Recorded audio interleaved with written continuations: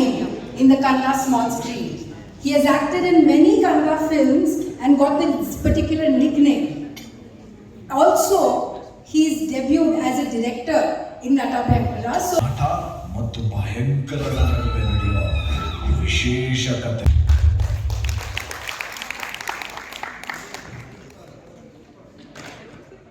I'm sure the entire crowd enjoyed the movie back home.